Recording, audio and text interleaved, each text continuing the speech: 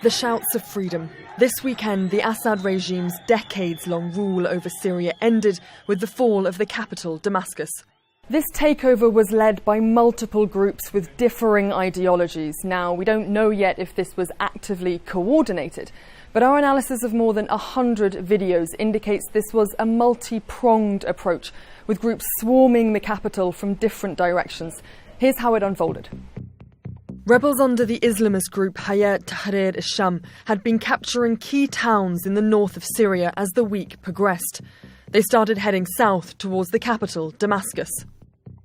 On Thursday, they captured the city of Hama. By Friday, they are still inching their way further south, reaching nearby the town of Talbisa, just north of Homs. An airstrike hits nearby, but the fighters are undeterred, cheering after the strike hits.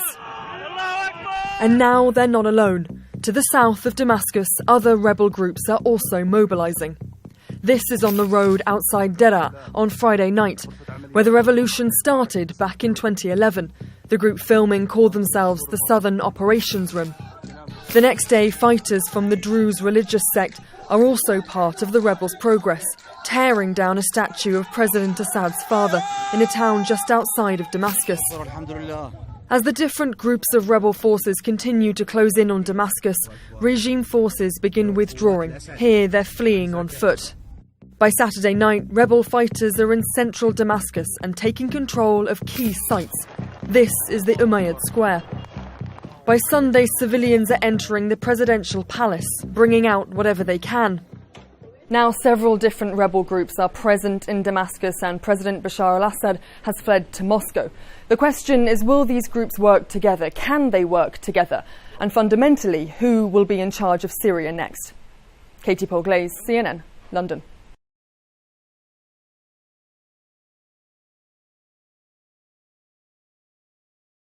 Jumana, we should note that you interviewed the leader of this rebel group, Abu Muhammad al-Jalani, just last week. I want to play a part of what he told you at the time.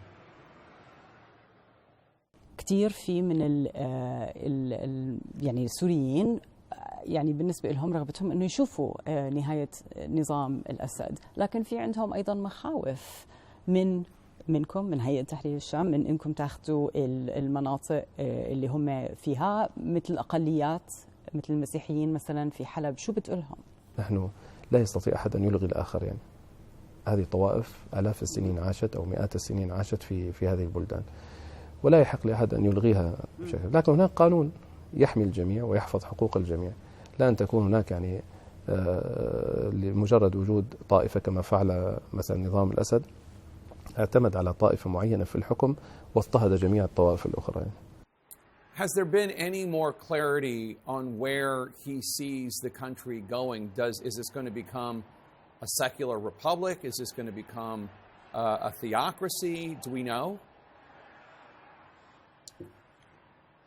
You know, Jake, when we went into that interview to talk to Jolani, they had just, a couple of days before that captured the city of Aleppo. And just moments before we sat down for that interview with him, they announced that they captured the fourth city, Hama. They were making these swift advances, but he really didn't want to talk about their military plans, what they were going to do next, but he was exuding confidence that they were going to overthrow Assad. And he was very keen to talk about the post-Assad Syria and what they had planned for this. And of course, I asked him exactly that question, what it is that he wanted to do, what his vision is for post-Assad Syria, because this is a man, of course, as you know, who was a former Al-Qaeda leader. He had links to ISIS. In the past, he said that he was going to bring strict Sharia law to Syria. And he really wanted to say that those days are behind him, that now he is coming to rule this country along with other factions, that they're going to work together on the transition to turn this country into an inclusive one, that it is not going to be one sector, one group's vision for this country that prevails, that they are going to work together to build a state of institutions. As you can, as you've heard from him, he's been coming, since he's come into Damascus, he has really been very keen to make people reassure people that this is what he wants to do. But everyone is watching closely to see if he is going to deliver on these pledges. I was speaking to foreign diplomats here in Damascus. They're also watching very carefully. He's saying the right things, they say, but they just want to wait and see what he does next.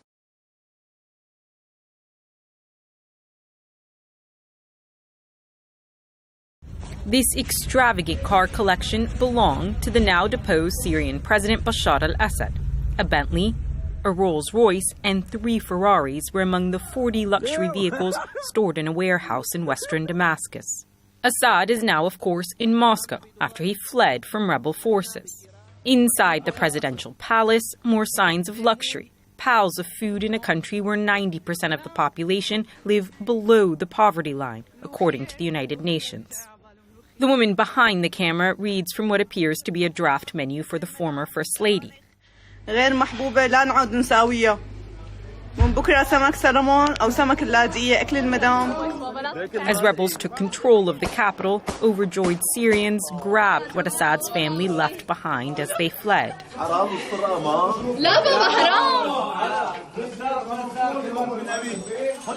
The Assads are estimated to be worth $1 to $2 billion, according to the U.S. State Department. أنا جيت أتفرج على الشيء اللي كنا ممنوعين نشوفه. إذا بنضل بالواقع اللي عايشينه هو الفقر والتعتير والحرمان. The images now emerging from their properties are proving to those Syrians what they already knew to be true, that while Assad bombed and brutalized his country, he enjoyed vast wealth.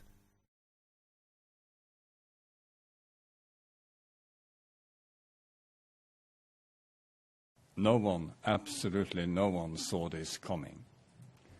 I believe even the armed groups that are now in control of Damascus have been surprised of what has happened. But of course, what we have seen is a watershed moment in Syria's history, with President Assad and his government ousted from power, following what can only be called an extraordinary military offensive that saw Damascus fall within 2 weeks. And of course, what we basically saw was that the military of the Assad regime collapsed.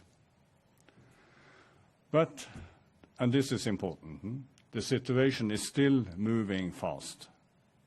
Syria is now at a crossroad with great opportunities, but also with grave risks. And we need really to look at both.